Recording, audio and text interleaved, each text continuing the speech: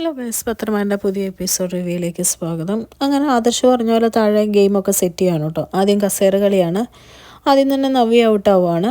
പിന്നെ എല്ലാവരും ഇങ്ങനെ മത്സരിക്കുവാണ് കേട്ടോ. അങ്ങനെ മത്സരിച്ച് ലാസ്റ്റ് നന്ദു അനി മാത്രം ബാക്കിയാവുകയാണ് കേട്ടോ. അപ്പോഴത്തേക്കും നവ്യ പറയുന്നുണ്ട്, ഞങ്ങളുടെ മാനങ്ങളയിലെ മോളെ ജയിക്കണം എന്ന് പറയുവാണ്. മനസ്സിൽ നമ്മുടെ നന്ദുവിന് വിട്ടു കൊടുക്കുവാണ് കേട്ടോ അനിയും. അങ്ങനെ നന്ദു ജയിക്കുവാണ്. ഇതൊക്കെ കണ്ടുകൊണ്ട് ജാനകി വരുന്നുണ്ട് കേട്ടോ. ജാനകിക്ക് ഇതൊന്നും തീരെ ഇഷ്ടപ്പെടുന്നില്ല. ആകെ ഒരു ദേഷ്യം വന്ന് നിൽക്കുവാണ്. പക്ഷെ ഒന്നും മിണ്ടുന്നൊന്നുമില്ല കേട്ടോ. അപ്പോൾ ആദർശ് പറയാണ്, ഇനിയിപ്പോൾ അടുത്ത സെറ്റ് പഞ്ചഗുസ്തിയാണ്, അപ്പോൾ കാണാം ആര് ജയിക്കും എന്നുള്ളത് എന്ന് പറയുവാണ്. അപ്പോഴത്തേക്കും ആദ്യം നയനയും നവ്യയും തമ്മിലൊക്കെ മത്സരിക്കുവാണ്. പിന്നെ ആദർശും അനിയും മത്സരിക്കുവാണ്. അബിയായിട്ട് മത്സരിക്കുന്നുണ്ട്. അത് കഴിഞ്ഞ് ലാസ്റ്റ് ആദർശും നന്ദുവായിട്ട് മത്സരിക്കുവാണ് കേട്ടോ. നന്ദുവായിട്ട് മത്സരിക്കാൻ നേരത്ത് നമ്മുടെ അനി അപ്പം തന്നെ പറയുന്നുണ്ട്, നന്ദു ആദർശയുടെ കൂടെ പിടിച്ചു നിന്നാൽ തന്നെ നന്ദു ജയിച്ചതായിട്ട് തന്നെ കണക്കാക്കണം എന്ന് പറയുവാണ് കേട്ടോ. അപ്പോഴത്തേക്കും നയനയും പറയും, നോക്കാം എന്ന് പറയുവാണ്. അങ്ങനെ ആദർശും നന്ദുവും തമ്മിൽ മത്സരിച്ച് കഴിഞ്ഞ് കുറേ നേരമായിട്ടും നന്ദു വിട്ടു കൊടുക്കുന്നൊന്നുമില്ല കേട്ടോ. രണ്ടുപേരും കട്ടയ്ക്ക് തന്നെയാണ് നിൽക്കുന്നത്. അങ്ങനെ നിൽക്കുന്ന കാണുമ്പോഴത്തേക്കും നയന പറയുവാണ്, മതി രണ്ടുപേരും ജയിച്ചേക്കുന്നതായിട്ട് പ്രഖ്യാപിച്ചിരിക്കുക എന്ന് പറയുവാണ്. അങ്ങനെ രണ്ടുപേരും ജയിച്ചതായിട്ടൊക്കെ പ്രഖ്യാപിച്ചിട്ട് എല്ലാവരും മത്സരമൊക്കെ കഴിഞ്ഞ് നന്ദു മുറിയിൽ കുളിക്കാൻ വേണ്ടിയിട്ടൊക്കെ പോവുകയാണ് കേട്ടോ. നന്ദു കുളിക്കാൻ വേണ്ടി മുറി വരുമ്പോൾ ജാനകി പയ്യെ വന്നിട്ട് ചോദിക്കുകയാണ്, മോളുടെ അമ്മയും നിങ്ങൾ വരും എന്നല്ലേ പറഞ്ഞേ, അപ്പോൾ മോളിൽ നിന്ന് പോവായിരിക്കുമല്ലേ എന്ന് പറയുമ്പോൾ, ഇല്ല ഞാൻ കല്യാണം കഴിഞ്ഞേ പോവുള്ളൂ എന്ന് പറയുമ്പോൾ ജാനകി പറയുകയാണ്, അപ്പോൾ അച്ഛനെ നോക്കാൻ അവിടെ കടയിലുള്ള ഒരാളുണ്ടെന്ന് പറയുമ്പോൾ ജാനകി എടുത്തടിച്ച പോലെ പറയണം കേട്ടോ.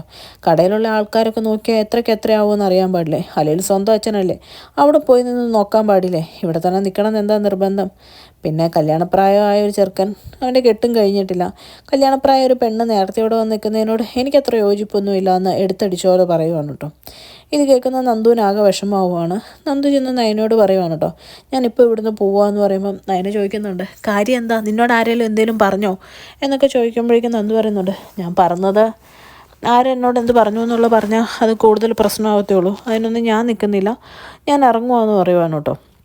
ഇതൊക്കെ കേട്ട് വരുന്ന നവ്യ പറയുക, ഇനി എൻ്റെ അമ്മായിയമ്മയെല്ലാം പറഞ്ഞോ, അവരുടെ കാര്യമായതുകൊണ്ടൊന്നും പറയാൻ പറ്റില്ല. പക്ഷേ നന്ദു ആകെ മാറിപ്പോയി, എന്തോ അവളുടെ മനസ്സിനെ വല്ലാതെ ഒലിച്ചു കളഞ്ഞിട്ടുണ്ട്, എന്താന്നൊട്ട് മനസ്സിലാവുന്നുമില്ല എന്നൊക്കെ പറയുവാണ് കേട്ടോ. അപ്പോഴത്തേക്കും നയന പറയുന്നുണ്ട്, ഇനി അനിയായിട്ടുള്ള ഫ്രണ്ട്ഷിപ്പ് കൊണ്ട് എന്തേലും ആയിരിക്കുമോ, ഇനി അങ്ങനെ അറിയാതെ നയനയുടെ വായിന്ന് വീഴുമ്പോഴത്തേക്കും നവ്യ പറയാം, അതിനെന്താ, ഫ്രണ്ട്സ് തമ്മിൽ പ്രശ്നങ്ങളുണ്ടാവാറില്ലേ, അതിന് ഇതുപോലെ വിഷമിച്ചിരിക്കാറുണ്ടോ അവൾ, അതൊന്നും അല്ല എന്ന് പറഞ്ഞിട്ട് അങ്ങ് പോവാണ് കേട്ടോ. പിന്നെ കാണിക്കുന്നത് ജാനകിയാണെങ്കിൽ അനാമികേനെ വിളിച്ചിട്ട് പറയുവാണ് കേട്ടോ, മോള് പറഞ്ഞത് സത്യമോ കള്ളോ അതൊന്നും എനിക്കറിയില്ല, പക്ഷേ അങ്ങനെ ഒരു കാര്യം എൻ്റെ മനസ്സിൽ കയറി പറ്റിയതുകൊണ്ട് ഞാൻ നന്ദുവിനോട് ഇവിടുന്ന് പോകാൻ പറഞ്ഞു എന്ന് പറയുവാണ് കേട്ടോ. ഇത് കേൾക്കുന്ന അനാമികയ്ക്ക് സന്തോഷമാവുകയാണ്. അപ്പോൾ അനാമിക പറയുകയാണ്, ഞാൻ പ്രശ്നങ്ങളൊന്നും ഉണ്ടാക്കണ്ടെന്ന് ഓർത്താണ് ആൻറ്റിയോട് ഇതുവരെ ഒന്നും പറയാണ്ടിരുന്നേ, പക്ഷേ എന്തോ എനിക്കിപ്പോഴേലും പറയണമെന്ന് തോന്നിയെന്ന് പറയുമ്പോഴത്തേക്കും ജാനകി പറയുന്നുണ്ട്, അങ്ങനെ തന്നെ വേണ്ട മോളെ, എന്തുണ്ടെങ്കിലും എന്നോട് പറയണം, വേറെ ആരോടും പറയേണ്ട കാര്യമില്ല, എൻ്റെ മകൻ്റെ കാര്യമാണ്, ഞാനത് തീരുമാനം ഉണ്ടാക്കിക്കോളാം എന്നുള്ള രീതിയിൽ പറയുവാണ് കേട്ടോ. എന്നിട്ട് പറയുന്നുണ്ട്, അവളുടെ ചേച്ചിമാർ സപ്പോർട്ടാണെന്ന് എനിക്ക് നല്ലപോലെ തോന്നുന്നുണ്ട്, ഇപ്പോൾ അവരോടും എനിക്ക് ഇഷ്ടമൊക്കെ പോയി എന്ന് ജാനകി പറയുവാണ് കേട്ടോ.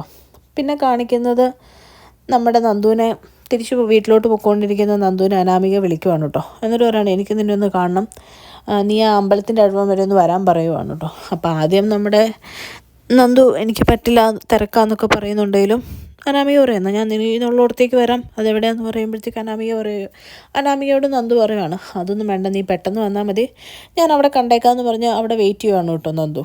അതെല്ലാം കഴിയുമ്പോൾ മുത്തശ്ശി വന്നിട്ട് നയനോട് ചോദിക്കുന്നുണ്ട്, എന്താ മോളെ ആരോടും പറയാണ്ട് നന്ദു പോയേ എന്നൊക്കെ ചോദിക്കുമ്പോഴത്തേക്കും ദേവയാനിയൊക്കെ നയനെ കുറ്റപ്പെടുത്തുവാണ് കേട്ടോ. ഇവളുടെ വീട്ടിലെ സംസ്കാരം അങ്ങനെയല്ലേ, അതല്ലേ ഇതല്ലേ എന്നൊക്കെ പറഞ്ഞ്. ആ സമയത്ത് നമ്മുടെ ജലജ പറയുന്നുണ്ട്, അതിപ്പോൾ എത്ര അണിഞ്ഞൊരുങ്ങി നമ്മുടെ ഇതിൽ ഇരിക്കാൻ നോക്കിക്കഴിഞ്ഞാലും അവരുടെ കുറ്റബോധം തിരിഞ്ഞു കുത്തുന്നുണ്ടായിരിക്കും, അർഹതയില്ലാത്തടത്താണ് ഇരിക്കുന്നതെന്നുള്ള ബോധം അവർക്കുണ്ടാവുമല്ലോ എന്നിങ്ങനെ പറയുമ്പോഴത്തേക്കും നമ്മുടെ മുത്തശ്ശി പറയാണ്, നീ കൂടുതൽ ഇനി ഇതിനെപ്പറ്റിയൊന്നും പറയണ്ട, നയനയുടെ ചേച്ചി ഇവിടെ മരുമക്കളായിട്ട് കയറി വന്നേ, നീ എങ്ങനെയാണ് വന്നതെന്ന് നിനക്കറിയാമല്ലോ, അത് അറിഞ്ഞും കണ്ടും വേണം നീ സംസാരിക്കാമെന്ന് പറഞ്ഞിട്ട് അവിടെ നിന്ന് പോവാണ് കേട്ടോ. പിന്നെ കാണിക്കുന്ന അനീനെയാണ്. അനി വന്ന് അതിനോട് എന്താ നന്ദു പോയോ എന്ന് ചോദിക്കുകയാണ് കേട്ടോ. ഇത് കേട്ടുകൊണ്ട് വരുന്ന ജാനകി ചോദിക്കുക, എന്താ നന്ദു പോയാൽ എന്താ കുഴപ്പം, നന്ദു ഇവിടെ നിൽക്കണമെന്ന് എന്തെങ്കിലും നിർബന്ധമുണ്ടോ, എന്നെ കൊണ്ട് കൂടുതൽ ആരും ഒന്നും പറയിക്കണ്ട എന്ന് മുള്ളും മുനയും വെച്ച് ഓരോന്നൊക്കെ പറയുവാണ് കേട്ടോ. ഇത് കേൾക്കുന്ന നയനയ്ക്ക് എന്തോ സംശയം തോന്നുവാണ്. ദേഷ്യം വന്നിട്ട് ജാനകി അവിടെ നിന്ന് പോവാണ് കേട്ടോ. അത് കഴിയുമ്പോഴത്തേക്കും നയന എഴുന്നേറ്റിട്ട് എന്നോട് പറയാം, ഇപ്പം തന്നെ നോക്ക്, ആൻറ്റിക്ക് എന്തോ മാറ്റമുണ്ട്, ആൻറ്റിക്ക് എന്തോ സംശയമുണ്ട്. ഇങ്ങനെ പോയി കഴിഞ്ഞ് കഴിഞ്ഞാൽ എല്ലാവരും ഞങ്ങളെ മാത്രമേ കുറ്റപ്പെടുത്തുള്ളൂ.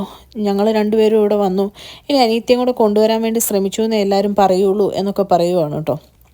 ഇതൊക്കെ കേൾക്കുമ്പോഴേക്കും അനി ആദ്യം ചോദിക്കുന്നത്, അതുകൊണ്ടായിരിക്കും അല്ലേ എന്നെ നന്ദുവിനെ നിങ്ങൾ അകറ്റണം എന്ന് ആഗ്രഹിച്ചതെന്ന് ചോദിക്കുമ്പോഴത്തേക്കും നയനെ ഒന്ന് പതറുന്നുണ്ട്. എന്നിട്ട് പറയുകയാണ്, അതുകൊണ്ടല്ലല്ലോ, എനിക്ക് അവളോടുള്ള മാതിരി ഒരു ഇഷ്ടമല്ല എന്നുള്ളത് എനിക്കറിയാമല്ലോ. അപ്പോൾ ഇഷ്ടമില്ലാത്തവരെ എങ്ങനെ പ്രോത്സാഹിപ്പിക്കുന്നത്, നീ അത് മനസ്സിലാക്കണം എന്നൊക്കെ പറയുവാണ് കേട്ടോ. അപ്പോൾ അനി പറയാം, എൻ്റെ മനസ്സിൽ നിങ്ങളെപ്പോലെ നിങ്ങളുടെ അനിയത്തിയും കൂടെ ഇവിടെ വന്നു കഴിഞ്ഞാൽ എൻ്റെ ഏട്ടന്മാരുടെ ഒരു നല്ല ജീവിതം ഞാൻ മുമ്പിൽ കണ്ടിരുന്നു. അനാമികനെ എനിക്ക് ഒട്ടും ഉൾക്കൊള്ളാൻ പറ്റുന്നില്ല. നയനേച്ചിനെ ഞാൻ സ്വന്തം ചേച്ചിയായിട്ട് കണ്ടുകൊണ്ടാണ് ഇതൊക്കെ പറയുന്നതെന്ന് പറയുവാണ്. ഇതൊക്കെ കേൾക്കുമ്പോൾ നയനയ്ക്ക് നല്ല വിഷമമാവുകയാണ് കേട്ടോ. അങ്ങനെ ഓരോന്നോർത്ത് സങ്കടപ്പെട്ട് നിൽക്കുന്ന അനിയെ കാണിച്ചുകൊണ്ടാണ് ഇന്നത്തെ എപ്പിസോഡ് അവസാനിക്കുന്നത്. ചാനൽ ഇഷ്ടപ്പെട്ട ലൈക്ക് ചെയ്യാനും സബ്സ്ക്രൈബ് ചെയ്യാനും കമൻറ്റ് ചെയ്യാനും മറക്കല്ലേ.